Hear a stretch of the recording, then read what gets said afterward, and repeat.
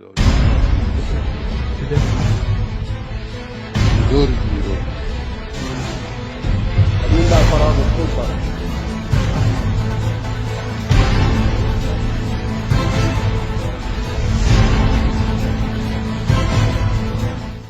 अल शरा जब से सीरिया की राजधानी दमिश्क की गद्दी पर बैठे हैं, तब से सीरिया का काया पलट सा हो गया है।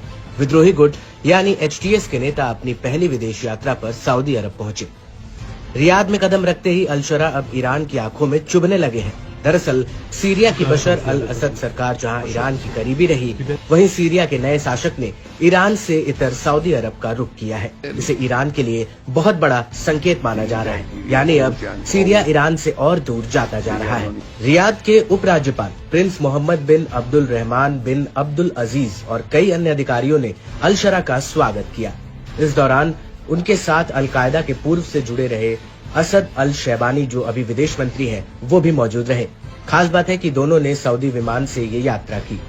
इसके बाद अल शरा ने सऊदी क्राउन प्रिंस और PM मोहम्मद बिन सलमान अल सऊद और अन्य सऊदी अधिकारियों के साथ भी मुलाकात की। ऐसे में माना जा रहा है कि ईरान की चुनौतियां बढ़ने वाली है। मालूम हो कि ईरान और सऊदी अरब दोनों मुस्लिम देश होने के बावजूद एक दूसरे के कट्टर दुश्मन हैं। बीते दिनों पहले सऊदी के विदेश मंत्री ने सीरिया की राजधानी दमिश्क का दौरा किया था, जहाँ उन्होंने कहा था कि हम सीरिया पर लगे प्रतिबंधों को हटाने के लिए बातचीत कर रहे हैं। ऐसे में साफ है कि सीरिया और सऊदी की बढ़ती नजदीकियां आने वाले दिनों में ईरान के लिए चिंता का सबब बन सकती है। माना यह भी जा रहा है कि सीरिया अब अपनी ईरान समर्थक छवि बदलने की कोशिश कर रहा है। दावा तो ये भी किया जाता है कि सऊदी उन अरब देशों में से एक था जिसने बशर अल असद को सत्ता से हटाने की कोशिश करने वाले विद्रोही समूह की आर्थिक सहायता की थी। हालांकि ईरान और रूस की मजबूत ढाल के चलते बशर अल असद की सरकार बच गई थी और विद्रोही गुटों को मुंह की खानी पड़ी थी। हालांकि अब सीरिया के हालात पलट गए हैं। यहाँ से दशकों पुराने बशर अल असद सरकार का तख्ता पलट हो गया है।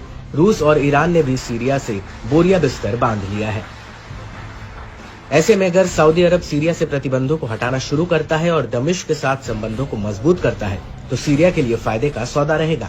बताते चले कि कई सालों तक गृह युद्ध झेलने वाला सीरिया अब आर्थिक मदद का मोहताज हो गया है। इस मामले में सऊदी अरब सीरिया की काफी मदद कर सकता है। यही वजह है कि सीरिया की अंतरिम सरकार के नेता अल शरा लगातार कूटनीति संबंध बनाकर सीरिया के लिए माकूल माहौल बनाने में जुटे हैं।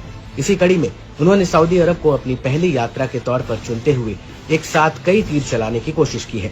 वहीं इस यात्रा का मकसद पश्चिमी देशों के बीच भी एक गहरे विश्वास का बीज बोना है। ऐसे में ये देखना काफी अहम रहेगा कि अल शरा की ये रणनीति बदहाल हो रखी सीरिया की सूरत को कितना बदल पाती है।